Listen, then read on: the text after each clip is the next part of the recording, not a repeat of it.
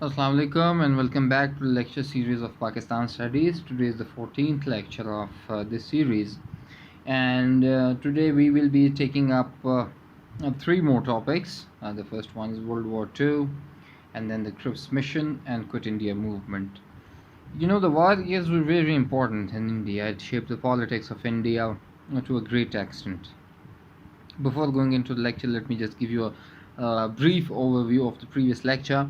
Uh, in previous lecture, we talked about the elections of 1936-37, the Congress ministries, and then onwards we talked about the Lahore resolution that is called as Pakistan resolution. In 1940, we stopped. However, moving ahead to the politics of India at that time, we will have to understand the international scenario and the war in Europe. So, World War II. You know, as I told you earlier, there were two great wars in Europe. एक जंग अज़ीम अव्वल हुई और एक जंग अज़ीम दोम. जंग अज़ीम अव्वल जो थी वो 1914 से 1918 तक चली. ये 4 साल यूरोप के लिए बहुत ही होलनाक और बहुत ही ख़तरनाक साबित हुए. बहुत से लोग मारे गए, कत्ल हुए, और इसके एंड में आखिरी में एक मुआहदा होता है. उस मुआहदे का नाम है ट्रीटी ऑफ वर्साय 1919 में. सो वर्ल्ड वॉर 2 के कॉजेज़ के ऊपर अगर हम नज़र डालें, वर्ल्ड वॉर 2 का जो टाइम पीरियड है वो 1939 से 1945 तक है, और ये जंग 6 साल तक चली. ये दूसरी जंग अज़ीम है जिसमें ऑलमोस्ट 5 करोड़ लोग जो है वो मारे गए, और उससे दुगने की तादाद में जो है वो लोग अपने बेघर हुए, और बाद में बहुत से लोग बीमारी से मारे गए. इसमें एक बहुत बड़ा इवेंट हुआ जिसको होलोकास्ट कहते हैं. ये जो कोर्स ऑफ वॉर जब हम पढ़ेंगे उसमें मैं आपको बता दूंगा. So first coming to the causes of world war 2. And तो अगर हम कॉजेज़ पर नज़र डालें वर्ल्ड वॉर 2 के, तो इनमें जो है वो बहुत से कॉजेज़ आपको वर्ल्ड वॉर 1 के इख्तिताम पर भी वर्ल्ड वॉर 2 के जो कॉजेज़ है वर्ल्ड वॉर 1 के अंदर मौजूद हैं. अगर आपको याद हो, if you remember that we talked about the central Europe, the question of central Europe. In First World War, we talked about the question of Central Europe, and I presented you before this argument that whenever the Central Europe got powerful, it posed threat to its neighboring countries, and whenever it was weakened, it attracted the enemies towards its resources. That's why Central Europe has always been the bone of contention in Europe at that time. Same was the case here in World War II. After World War I, when a Treaty of Versailles was imposed on Germany, तो Germany में बहुत सारे इसके ख़िलाफ़ असरात हुए. क्यों?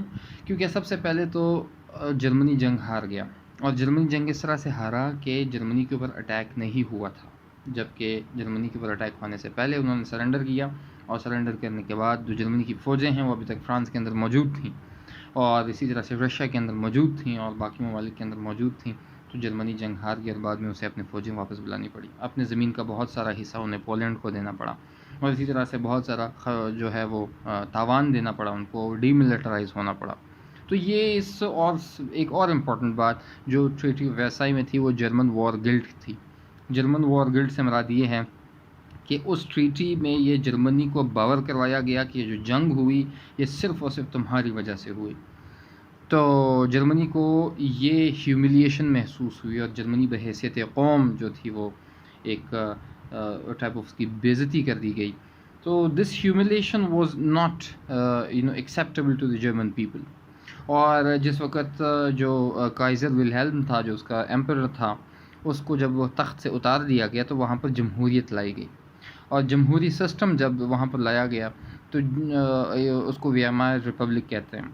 और जो जमहूरी सिस्टम था वो काम नहीं कर पाया, वो लोगों को डिलीवर नहीं कर पाया, तो उससे वहाँ पर गुर्बत पड़ी, और गुर्बत की वजह के बाद लोग अनएम्प्लॉयमेंट का शिकार हुए, और जब अनएम्प्लॉयमेंट का शिकार हुए तो वहाँ की करेंसी गिरी, और साथ में 1929 के अंदर यूनाइटेड स्टेट्स के अंदर जो है वो ग्रेट डिप्रेशन आया.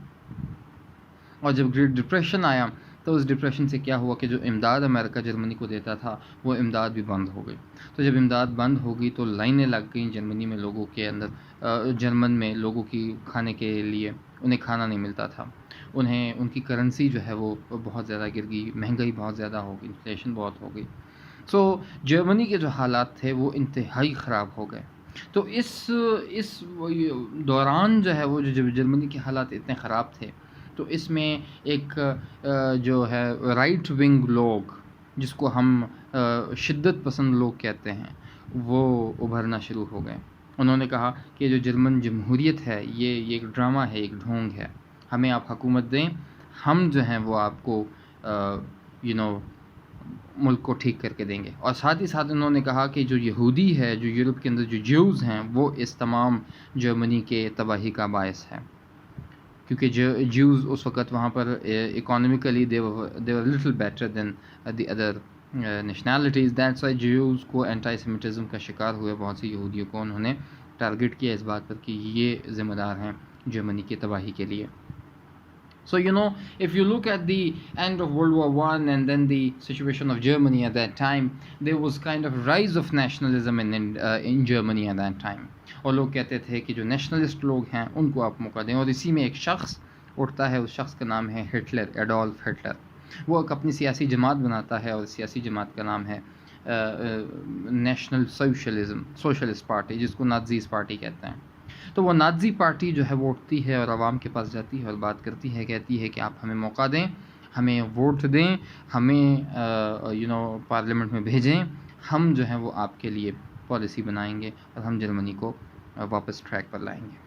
تو اس طرح سے ہوتے ہوتے الیکشنز ہوتے ہیں، اور 1933 کے اندر 1933 کے اندر جو ہے جرمنی میں جو ہٹلر ہے، ایڈولف ہٹلر، وہ چانسلر بن جاتا ہے. جیسے یہاں کا پرائم منسٹر ہے، وہاں کا چانسلر بن جاتا ہے.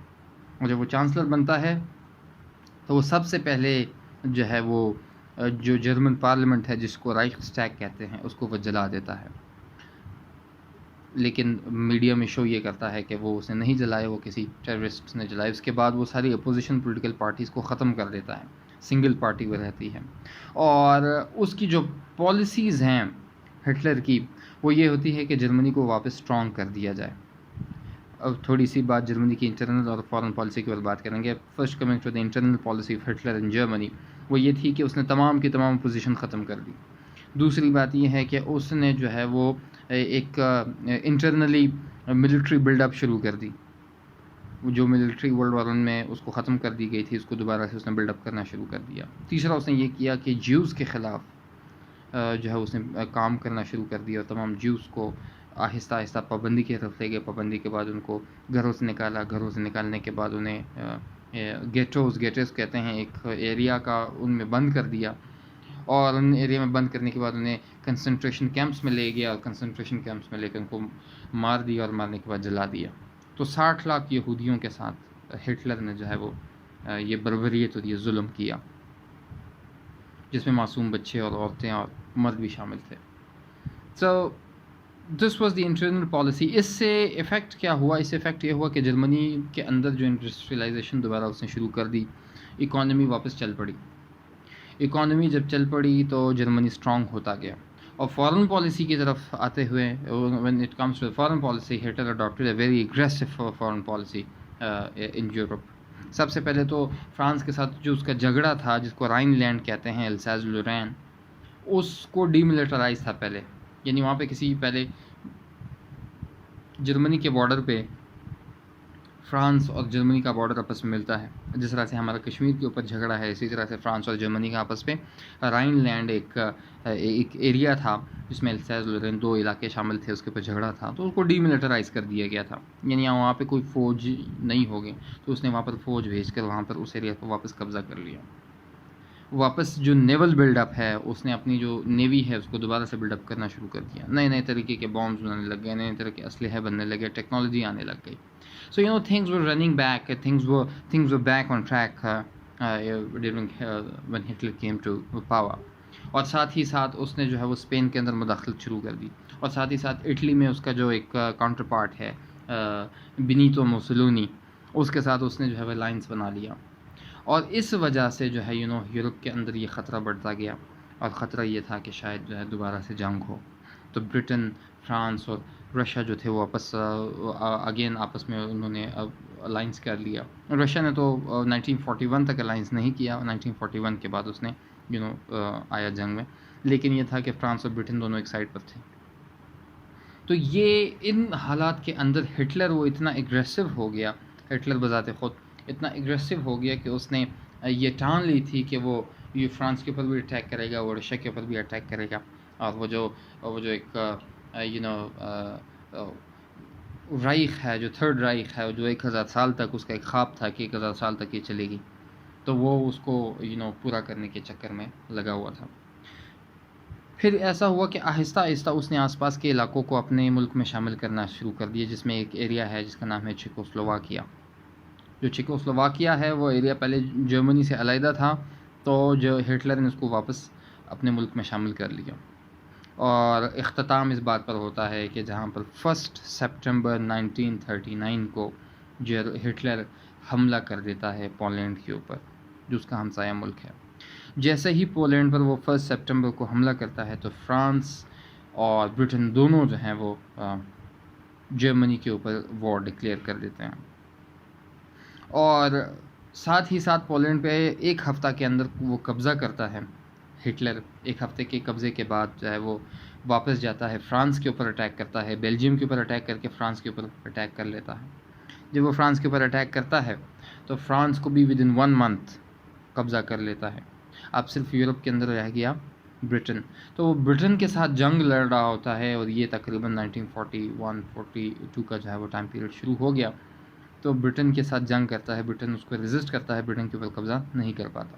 اسی اثنا میں جو 1940 کے اندر جو ہے وہ جرمنی جو ہے وہ اچانک سے رشیا پر حملہ کر دیتا ہے، اور اس رشین اٹیک کو وہ آپریشن باربروسا کا نام دیتا ہے. اور رشیا پر جب اٹیک کرتا ہے تو رشیا کے اوپر اٹیک چلتا ہے یہاں تک کہ وہ بالکل سینٹ پیٹرزبرگ تک پہنچ جاتے ہیں. لیکن ساتھ میں ایک شہر آتا ہے درمیان سینٹ پیٹرزبرگ سے پہلے، جس کا نام ہے اسٹالن گریڈ. تو اسٹالن گریڈ وہ چونکہ اسٹالن کے نام پر تھا، تو ہٹلر جو ہے وہ اسٹالن گریڈ میں پھنس جاتا ہے. وہاں پر وہ جنگ کرتا ہے اور وہاں پر جو ہے وہ رشیا اس کو ریزسٹ کرتا ہے. 1941 کے اندر جو ہے وہ پھر جاپان بھی جو ہے وہ اس کا حصہ ہوتا ہے پورے جنگ کا. 1941 جو ہے وہ بڑا کروشل ایئر ہوتا ہے کہ جب جاپان حملہ کر دیتا ہے پرل ہاربر کے اوپر. جو پرل ہاربر ہے وہ ہوائی جو ایک اسٹیٹ ہے یو ایس کی، وہ یو ایس کا بیس ہوتا ہے، اور وہاں پر کئی ہزاروں لوگوں کو مار دیتا ہے. تو پرل ہاربر کے اٹیک کرنے کے بعد یو ایس بھی جنگ میں آ جاتا ہے. اور جب یو ایس بھی جنگ میں آ جاتا ہے تو ایک طرف اٹلی ہے، جرمنی ہے اور جاپان ہے، دوسرے سائڈ پہ یو ایس ہے، رشیا ہے، برٹن ہے. فرانس تو سرنڈر کر جاتا ہے.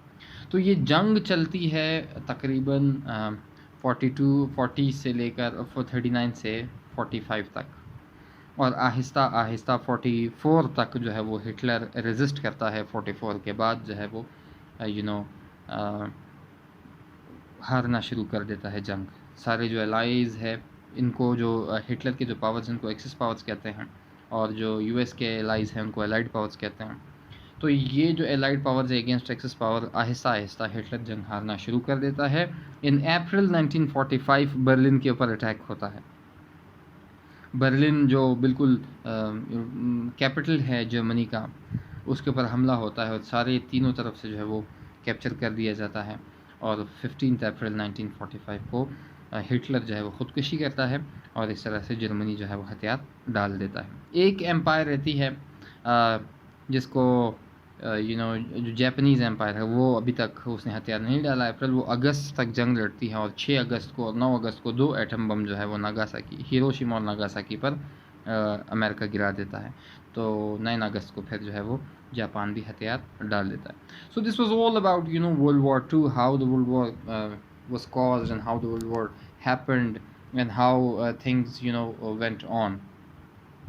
تو اس کا اثر جو ہے وہ ہندوستان کے اوپر بھی بہت زیادہ ہوا.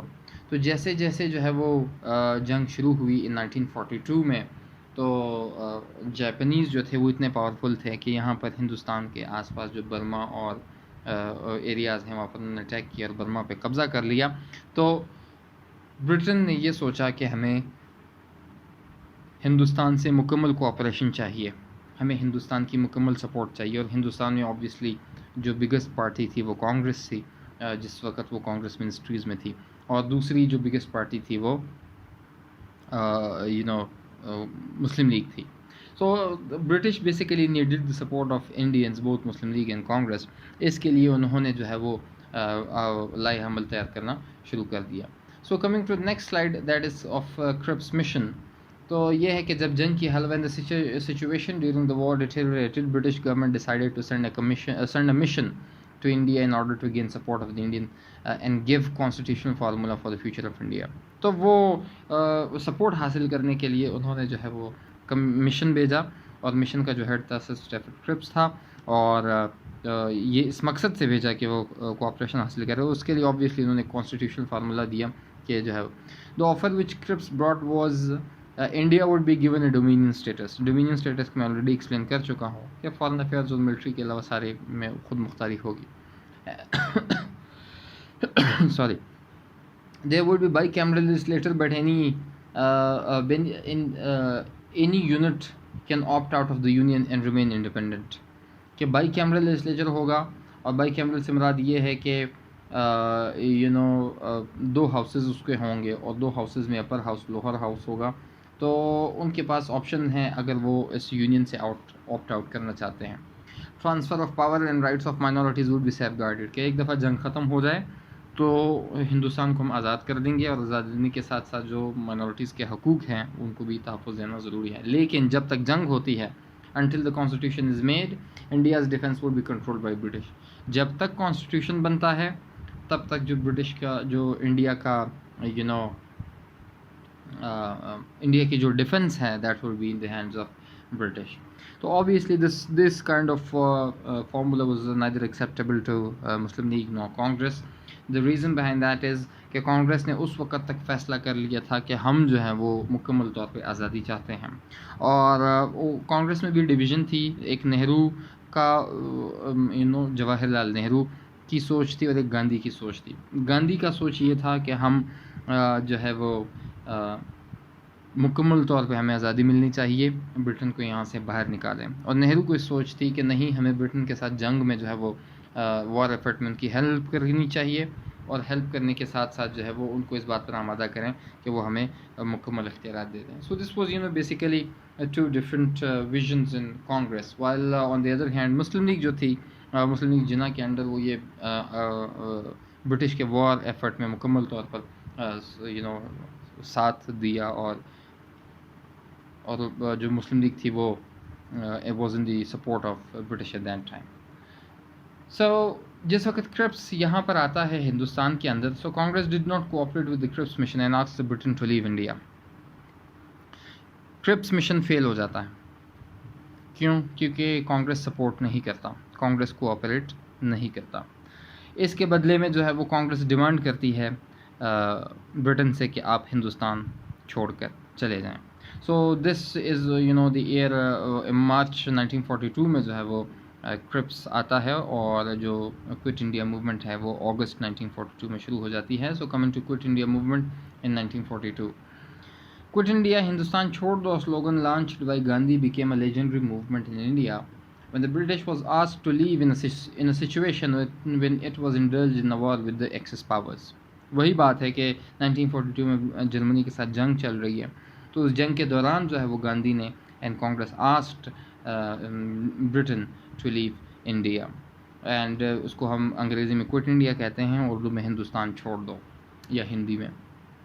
This also came to be known as the August Revolution, in which the common masses put great resistance to the imperial authority and the government.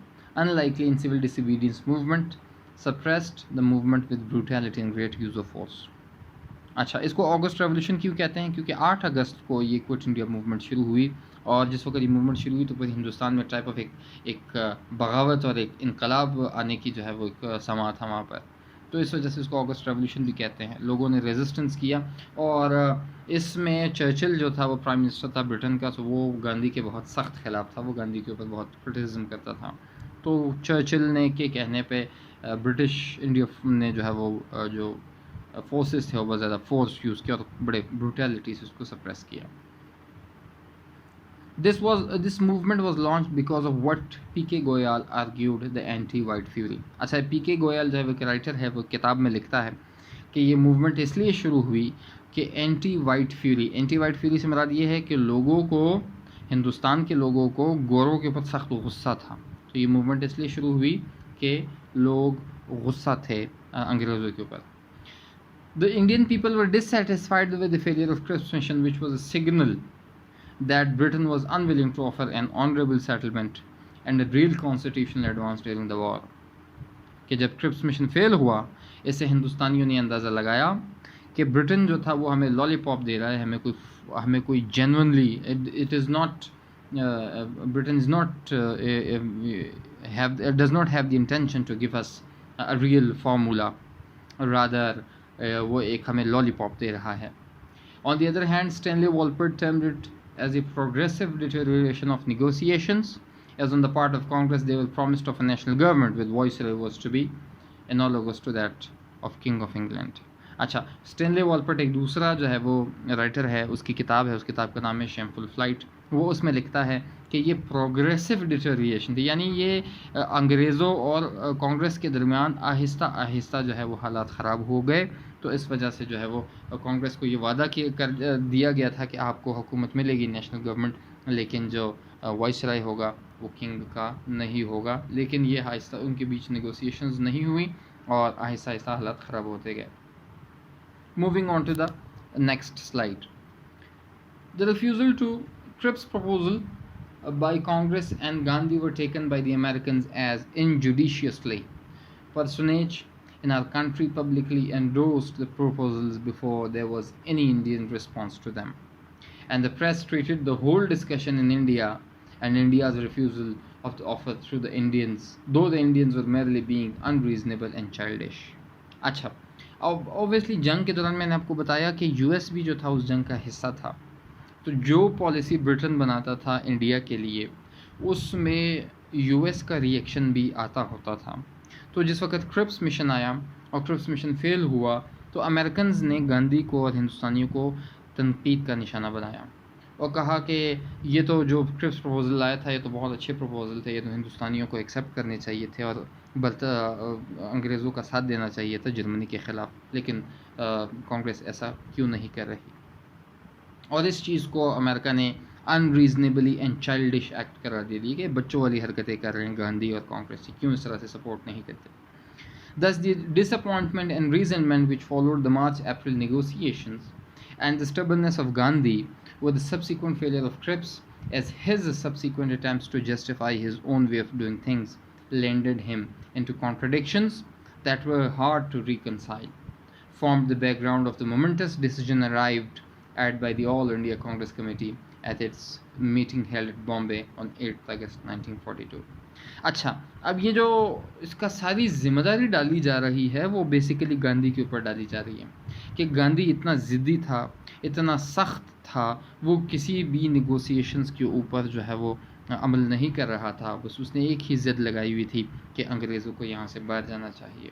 तो इस ज़िद की वजह से जो निगोसिएशन, जो मुज़ाकरात थे वो फ़ेल हुए और उस मुज़ाकरात के फ़ेल होने के बाद जो है वो गांधी ने ख़ुद को उस सिचुएशन में डाला कि जहाँ पर कांग्रेस को ये मजबूरन फ़ैसला करना पड़ा 8 अगस्त को कि आप जो हैं वो क्विट इंडिया मूवमेंट लॉन्च करें. Another reason of the Indian resentment was the British collapse in Southeast Asia and Burma. अब ये हिंदुस्तानियों का जो गुस्सा था, एक तो वो एंटी वाइट फ्यूरी था और दूसरा जो है वो स्टैनली वॉलपर्ट कहता है कि ये प्रोग्रेसिव डिटेरिएशन था, अमेरिका कहता है कि चाइल्डिश एक्ट था, और फिर जो है वो गांधी को भी ज़िम्मेदार ठहराया जा रहा है. इसका एक और कॉज था, वो ये था कि साउथ ईस्ट एशिया के अंदर बर्मा जो है वो जब फॉल होता है तो उससे हिंदुस्तानियों को बहुत बड़ा धचका लगता है और ख़तरा होता है कि बर्मा तो बिल्कुल हिंदुस्तान के साथ है. इसके बाद जो अगला टारगेट है वो तो ऑब्वियसली जापान का हिंदुस्तान ही होना है. तो इसलिए यहाँ पर स्विफ्ट एक्ट करने की ज़रूरत है. The Indians were furious about the स्कॉच्ड earth policy pursued by the British in Bengal to resist probable Japanese attack, coupled with the rise in inflation and black marketing grew the political unrest. जिस वक्त Burma के ऊपर Japan ने कब्ज़ा कर लिया तो Burma India का जो बॉर्डर टच होता है बर्मा के साथ वो बंगाल का होता है, आजकल का जो बांग्लादेश है.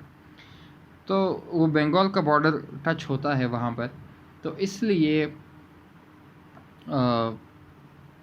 انگریزوں نے کیا کیا، اسکاچڈ ارتھ پالیسی بنائی، یعنی تمام زرخیز علاقوں کو جلا دینا اور تمام وہاں کے ایریاز کو خالی کروا دینا۔ تو جس وقت انہوں نے یہ پالیسی بنائی کہ جاپان اگر ہندوستان میں آتے بھی ہیں تو انہیں یہاں کچھ ملے ہی نہ، تو اس پالیسی کے خلاف ہندوستانیوں کو بہت غصہ تھا کہ آپ ہمارے املاک، آپ ہمارے سرزمین، آپ ہماری زمینیں جلاتے کیوں ہیں. So that's why the common people were very angry at the British rulers. Gandhi further believed that the possible Japanese attack was exclusively because of the English presence in the Indian territory. Otherwise, they had no reason to invade India. Gandhi کیا خیال تھا؟ گاندھی کا یہ خیال تھا کہ ہم پر ہماری جرمنی کے ساتھ کیا دشمنی، ہماری جاپان کے ساتھ کیا دشمنی، ہماری تو ان دونوں ممالک کے ساتھ کوئی دشمنی نہیں ہے. ہماری اگر دشمنی ہے تو اس وجہ سے ہے کہ یہاں پر انگریز ہیں یا پھر برٹن ہے. تو اگر انگریز یہاں سے چلے جائیں گے تو جاپانیوں کا کیا کام ہندوستان میں آنے کا، ان کی جنگ تو برٹن کے ساتھ ہے، ہمارے پاس تو نہیں ہے. تو اس لیے گاندھی کا یہ پوائنٹ آف ویو تھا. Moving on to the next slide. The only way the attack could be dissuaded is for the British to withdraw voluntarily. But in case the Japanese held their planes, two options were to be considered. One, the Allied forces could remain in India to resist the Japanese with Indian consent. اچھا، جاپانیوں کو ہم روک کیسے سکتے ہیں؟ اس کے لیے دو options تھے. ایک یہ تھا کہ انگریز یہاں سے چلا جائے تو جاپانیز یہاں پہ آئیں گے نہیں، کیونکہ اس کے دشمن تو انگریز ہیں، نمبر 1. نمبر 2 وہ یہ ہے کہ اگر ہمیں اس بات کا خطرہ ہے کہ ایسا نہ ہو کہ انگریزوں کے جانے کے باوجود بھی جو ہے وہ جاپانیز یہاں پر آئیں اور ہم پر اٹیک کریں، تو اس لیے انگریزوں کو یہاں پر رہنے دیتے ہیں، جب تک جنگ ہوتی ہے یہ اس کو ریزسٹ کریں، جنگ ختم ہونے کے بعد انگریز یہاں سے نکل جائیں. So Nehru and Rajagopalachari however held different thoughts. اچھا، اب یہ اس پوائنٹ کی طرف اشارہ ہے جو میں نے آپ کو لیکچر کے اسٹارٹ میں بتا دیا کہ گاندھی کا جو اوپینین تھا وہ تو یہ تھا کہ انگریز یہاں سے نکل جائیں. نہرو اور راجا گوپال اچاری جو دو لیڈرز تھے کانگریس کے، ان کا خیال، ان کا اوپینین دوسرا تھا، اور یہ تھا Nehru was anxious to establish a national government because he knew that Britain was not going to facilitate such an endeavor. Therefore, it was necessary to launch a guerrilla war in case of invasion because it will be humiliating for Congress and Indians to be inactive in such a time. Nehru کا خیال یہ تھا کہ ہمیں ایک قومی حکومت بنانی چاہیے. قومی حکومت سے مراد یہ ہے کہ جس میں تمام پارٹیز حکومت میں شامل ہیں، مسلم لیگ، کانگریس اور جتنی پارٹیز ہیں سب کے سب. تو جس وقت قومی حکومت قائم ہوگی تو ان سب کے اوپر پھر ذمہ داری ہے ہندوستان کی حفاظت کی. تو نہرو کا یہ اوپینین تھا کہ ہمیں آنکھیں بند کر کے بیٹھنا نہیں چاہیے، بلکہ اگر ان کیس جاپان اٹیک کرتا ہے ہندوستان کے اوپر تو ہم جو ہے وہ گوریلا وار کریں، ہم گوریلا جنگ لڑیں اور جاپانیز کو ہم ریزسٹ کریں. Raja Gopal Acharya was view that it was urgent to establish a national government and asked Congress to strike a deal with Muslim League, even if it involved the creation of Pakistan. It will be only then possible to play a significant part in the defense of India. راجا گوپال اچاری جو دوسرا leader تھا کانگریس کا، اس نے کہا کہ آپ مسلم league کو بھی ساتھ ملائیں، کیونکہ مسلم لیگ کے بغیر جو ہے وہ اگر آپ حکومت بنائیں گے تو آدھا حصہ تو آپ کا علیحدہ ہو جائے گا. اس لیے اس نے کہا کہ آپ مسلم لیگ کے ساتھ ڈیل کریں، اگر اس ڈیل میں آپ کو انہیں پاکستان کی یقین دہانی بھی کروانی پڑی تو کروا دیں. لیکن نہرو اور راجا گوپال اچاری کی جو تھی وہ کانگریس کے اندر اتنا انفلوئنس اور اتنا اثر نہیں تھا، گاندھی کا زیادہ اثر تھا. Gandhi had concluded the only course of action this time taken is to ask British to quit India. اور گاندھی نے یہ تہیہ کر لیا تھا، یہ سوچ لیا تھا کہ ہم انگریزوں سے کہیں گے کہ آپ یہاں سے نکل جائیں. So moving on to the next slide. Upon the withdrawal of British, India would sign a non-aggression pact with Japan, as India bears no enmity with Japan or toward any other nation. The Congress committee hopes that Japan will have no designs on India. Gandhi نے argue کیا کہ جب ہم quit India movement چلائیں گے اس کے بعد انگریز یہاں سے نکل جائے گا، اور جب انگریز نکل جائے گا تو پھر ہم جاپان کے ساتھ معاہدہ کر لیں گے کہ آپ جو ہے وہ اپنے ہندوستان کے اوپر کوئی حملہ نہیں کرنا. اور یہ Congress according to Gandhi had hope that Japan کا کوئی ارادہ نہیں ہے ہندوستان کو اٹیک کرنے کا. Gandhi prepared his resolution draft and sent it to all India Congress committee session scheduled to begin on 28 April 1942 in Allahabad. During the session, Gandhi won majority against Nehru and the resolution was passed on 29 April. However, the language was modified and changes were made in the text. The clause of British withdrawal was removed. Gandhi ने अपना resolution कहते हैं कि जो आपके जहन में जो बात है, आप जो अपना ओपिनियन रखते हो, उसको एक कागज़ पर लिखो और इसके ऊपर दस्तखत करो, तो ये आपका अपना ज़ाती रेजोल्यूशन बन जाता है।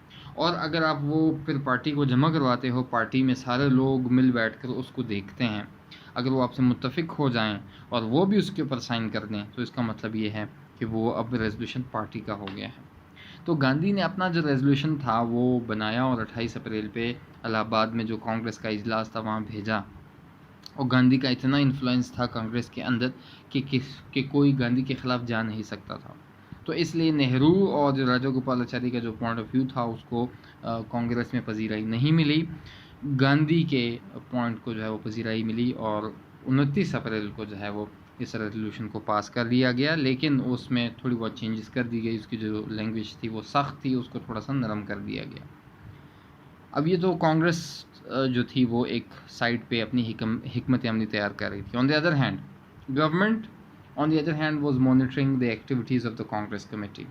The intelligence intercepted the draft resolution, so the Allahabad office was raided by the police and the record was confiscated. They found the documents and discussions of the working committee and smelled the threat of Congress revolt.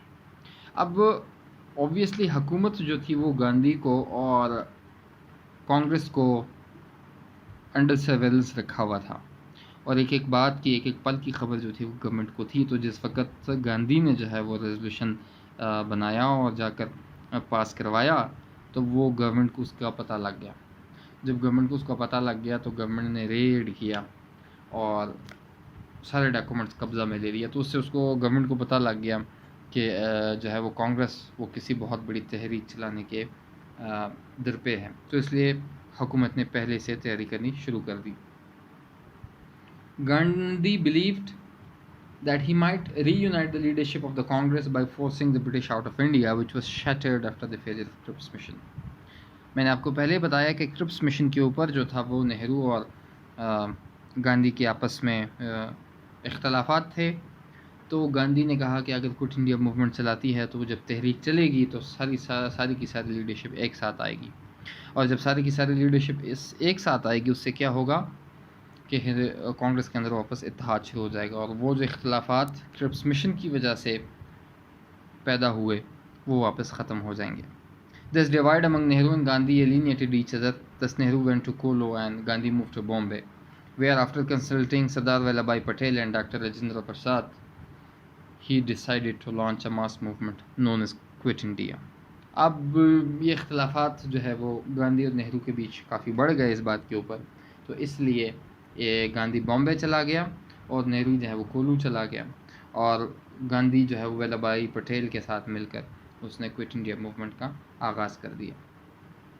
Coming to the next slide, Gandhi was optimistic that the authorities were not in a position to take any drastic action due to the possible attack of Japan, and soon the government would be bound to negotiate a settlement. Gandhi का ये ख्याल था कि चूँकि Japan का ख़तरा sir पर मंडला रहा है, जापान बिल्कुल हिंदुस्तान के बॉर्डर पर पहुंच चुका है, तो इसलिए अंग्रेज़ हुकूमत के पास ना इतना टाइम है और ना ही इतनी पावर है और वो इस पोजीशन में ही नहीं है कि वो हमारे ऊपर जो है वो कोई बात कर सके, हमें कोई अरेस्ट कर सके। तो इसलिए एक तरफ जापान का ख़तरा, दूसरी तरफ हमारा प्रेशर, जो गवर्नमेंट है वो मजबूर हो जाएगी सेटलमेंट के लिए। Gandhi argued that we know that if India does not become free now, the hidden discontent will burst forth into a welcome to the Japanese should they effect a landing. We feel that such an event will be a calamity of the first magnitude. We can avoid it if India gains her freedom. To distrust this simple, natural and honest declaration is to court disaster. Gandhi ने ये दलील दी कि अगर हिंदुस्तान अभी आज़ाद नहीं होता अंग्रेज़ों से और इसी ज़िमन में जो है वो जापानीज़ अटैक कर लेते हैं तो उससे क्या होगा, यहाँ के लोग जापानीज़ को वेलकम करेंगे اور اگر یہاں کے لوگوں نے جیپنیز کو ویلکم کیا تو یہ ہندوستان کے لیے بہت بڑا خطرہ ہے. اس لیے اس خطرے سے بچنے کے لیے انگریزوں کو باہر جانا چاہیے. The resolution of July 14 stated that British rule in India must end immediately. On the withdrawal of British rule in India, a responsible men form of provisional government. Congress appealed the Britain to withdraw, while should, however, this appeal fail, the Congress will then be reluctantly compelled to utilize all the non-violent strengths it might have gathered since 1920. Such a widespread struggle would inevitably under the leadership of Gandhi ji. تو وہ جو April میں resolution pass ہوا تھا اس کے اوپر تو حکومت نے ریڈ کر کے وہ اس کو ختم کر دیا تھا، لیکن وہ کچھ عرصے بعد جولائی کے اندر 2 سے 3 مہینے کے وقفے کے بعد ایک دوسرا ریزولوشن جو ہے وہ انہوں نے پاس کیا اور اس میں یہ ڈیمانڈ کیا کہ انگریز یہاں سے امیجیٹلی نکل جائیں. تو اس لیے جب یہاں سے انگریز نکلیں گے تو یہاں کے جو لوگ ہیں وہ اتنے قابل ہیں کہ وہ اپنی حکومت خود بنا سکیں اور خود چلا سکیں. تو اس لیے یہاں کے لوگ اپنی حکومت بنائیں گے، اور اگر کانگریس یہاں سے نہیں نکلتا اور اگر انگریز یہاں سے نہیں نکلتے تو پھر مجبوراً جو ہے وہ کانگریس کو ایک نان وائلنٹ موومنٹ چلانی پڑے گی، اور وہ موومنٹ جو ہے وہ گاندھی جی کے لیڈرشپ کے انڈر ہوگی.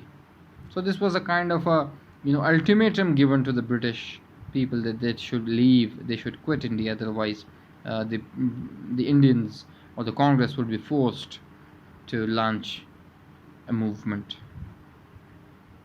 Coming to the next slide, Jinnah reacted that Mr. Gandhi and his Hindu Congress of blackmailing the British and coercing them to concede a system of government and transfer power to that government which would establish a Hindu Raj immediately under the aegis of British bayonets. جناح نے قائد اعظم نے جو ہے وہ react کیا گاندھی کے اس type of پاگل پن کو، اور کہا کہ یہ بیسیکلی گاندھی جو ہے وہ بلیک میل کر رہا ہے انگریزوں کے کہ تم یہاں سے نکل جاؤ اور حکومت اور اختیار پاور ہمارے ہاتھ میں دے دو. تو جب اس کے پاس گاندھی کے پاس طاقت آ جائے گی، پاور آ جائے گی، اس سے وہ کیا کرے گا، وہ ہندو راج اسٹیبلش کرے گا، اور یہ انگریزوں کے سپورٹ سے کرے گا. Raja Gopalachari said, if Great Britain left, immediately Japan would rush into the power vacuum and turn India into a slave factory. Raja Gopalachari جس کے میں نے پہلے بھی بتایا تھا گاندھی کے خلاف تھا، اور اس نے کہا کہ اگر یہاں سے انگریز چلے گئے تو جاپان آئیں گے اور یہاں کے لوگوں کو غلام بنا لیں گے. Gandhi knew that the government will be unmoved and Congress will be forced to launch a movement. اب یہ ساری ڈیبیٹ اور یہ ساری ڈسکشنز چل رہی ہیں، اسی دوران جو ہے وہ کانگریس کو پتہ ہے کہ آبویسلی وہ جتنا بھی مرضی کوشش کر لیں انگریزوں کو یہاں سے باہر نہیں نکال پائیں گے، تو اس لیے وہ جو ہے وہ تحریک چلانے کی انہوں نے تیاری شروع کر دی. The All India Congress Committee passed the resolution on 7th of August with an overwhelming majority in which out of 250 delegates only 13 cast negative. یہ عموماً جو سیاسی جماعتیں ہوتی ہیں وہ جب وہ کوئی بڑا فیصلہ لیتی ہیں تو وہ اپنے تمام ممبرز کو بلا لیتی ہے، اور بلانے کے بعد اس میں ووٹنگ ہوتی ہے، اور اس ووٹنگ میں جب کوئی بھی ریزولوشن آتا ہے، کوئی بھی فیصلہ لینا ہوتا ہے، وہ میجورٹی سے لیتے ہیں. تو جس وقت یہ تحریک چلانی تھی، کیونکہ سب کو پتہ تھا یہ بہت ہی زیادہ جو ہے وہ ایک اہم تحریک ہوگی، تو اس تحریک کو چلانے کے لیے 7 اگست کو جو اجلاس تھا اس میں 250 لوگ آئے ہوئے تھے پورے ہندوستان سے، کانگریس کے لیڈرز. تو 250 لوگوں کے درمیان جو تھا وہ جب یہ ریزولوشن پاس ہوا تو اس میں سے صرف 13 لوگوں نے اس ریزولوشن کی مخالفت کی، باقی سب نے اس ریزولوشن کی حمایت میں ووٹ دیا. تو جس وقت یہ ریزولوشن پاس ہوا سو اٹ مینز کانگریس نے تیاری شروع کر دی کوئٹ انڈیا موومنٹ کی. Moving to next slide. The committee اب وہ جو کیا کہتے ہیں جو ریزولوشن تھا وہ تھا کیا، وہ یہ ہے کہ the committee resolves therefore to sanction for the vindication of India's inalienable right to freedom and independence the starting of a mass struggle on the non-violent lines on the widest possible scale so the country might utilize all non-violent strengths it has gathered during the last 20 years of the peaceful struggle.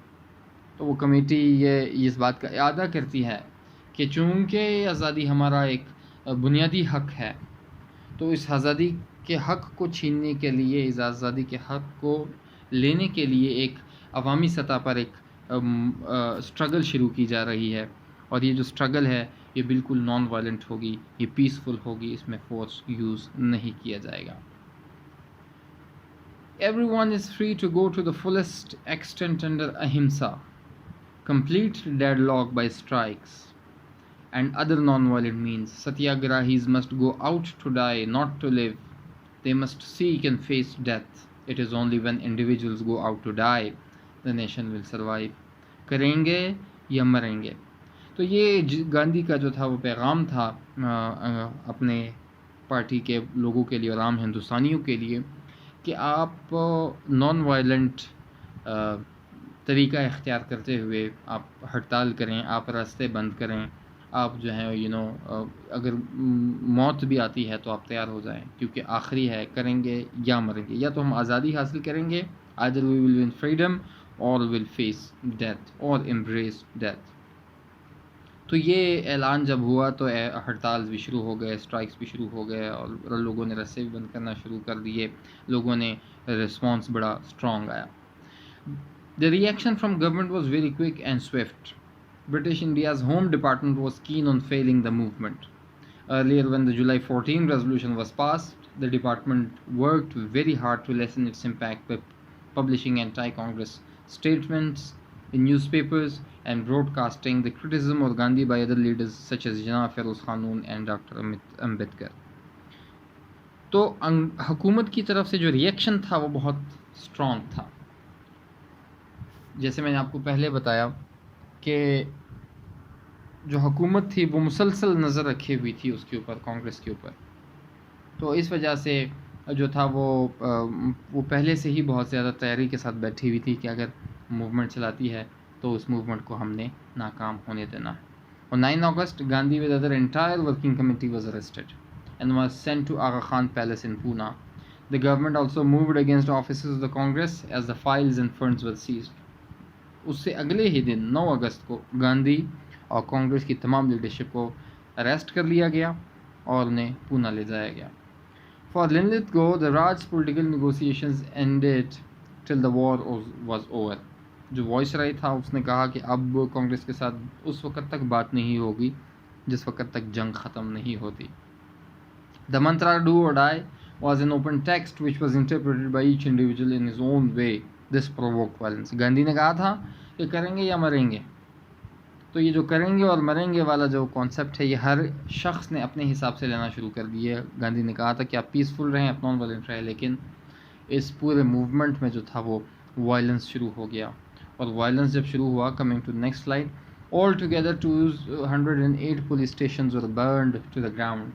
Nearly 750 other government buildings were destroyed, including 50 post offices, 250 railway stations, and police action. Some about 2,500 got injured or killed, and about 60,000 people were arrested. At the height of disorder, government was forced to employ more than 50 battalions of British Indian troops to impose order.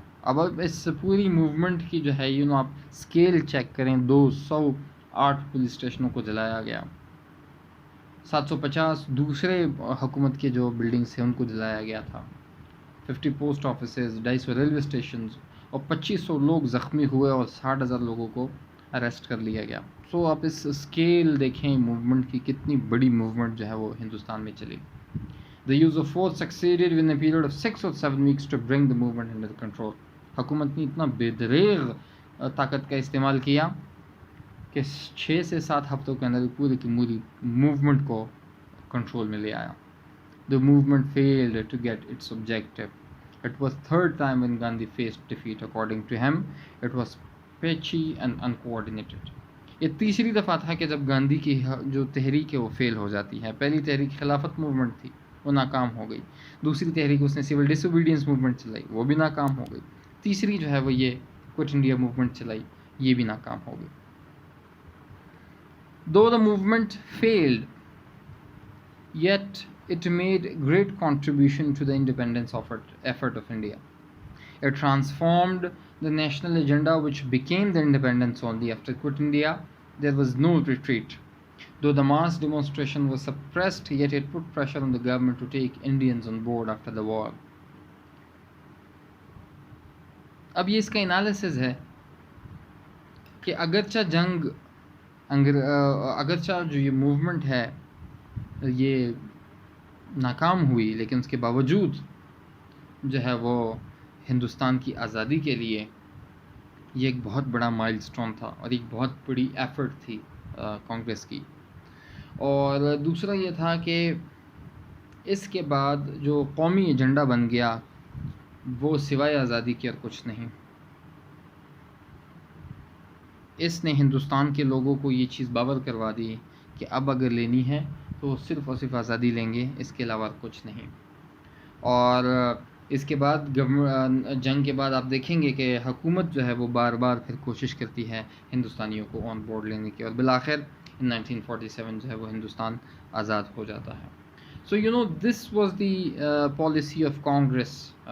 The Quit India movement was important تاکہ آپ جو ہے وہ عوام کی جو resistance ہے وہ اگینسٹ برٹش اس کو دیکھ سکیں، آپ گاندھی اس پالیسیز کو آپ انڈرسٹینڈ کر سکیں، کانگریس کی پالیسیز کو آپ انڈرسٹینڈ کر سکیں.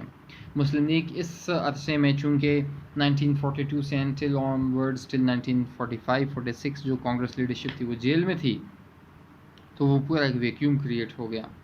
اس ویکیوم کو فل کرنے کے لیے مسلم لیگ جو ہے وہ آگے بڑھی، اور آگے بڑھنے کے بعد جو ہے وہ برٹش کا گورنمنٹ کا جو ہے وہ مسلم لیگ کے ساتھ تعلقات جو ہے وہ روابط استوار ہوئے. اور اسی ٹائم پیریڈ میں جو ہے وہ جنہوں نے مسلم لیگ کے اوپر ری آرگنائزیشن کے اوپر بہت سخت محنت کی، اور یہ وہی ٹائم پیریڈ ہے کہ اس کے بعد جب 46 میں الیکشنز ہوتے ہیں تو مسلم لیگ جو ہے وہ اوور ویلمنگلی اپنی سیٹس جیت جاتی ہیں. So these movements, such movements which in the history of India are very important because they gave political consciousness to the common people. یہ جو جتنی بھی تحریکیں ہوتی ہیں، تحریک کا بیسک مقصد یہ ہوتا ہے کہ عوام سیاسی طور پر باشعور ہو جائے اور وہ اپنے حقوق کو جان سکے. اور صرف اپنے حقوق کو جاننا امپورٹنٹ نہیں ہے، اپنے حقوق کے لیے قانونی طور پر لڑنا بھی امپورٹنٹ ہے. اور تیسری جو بات امپورٹنٹ ہے وہ یہ ہے کہ گاندھی کی جو نان وائلنٹ کا فلسفہ تھا، یہ نان وائلنٹ کا فلسفہ جو تھا وہ پوری دنیا میں مشہور ہو گیا کہ جو ہے وہ اگر آپ ریزسٹ کریں گے against the colonial powers, you should do it by non violent means. So I will stop here. In the next lecture we will take up the elections that were held after the war. Thank you and Allah Hafiz.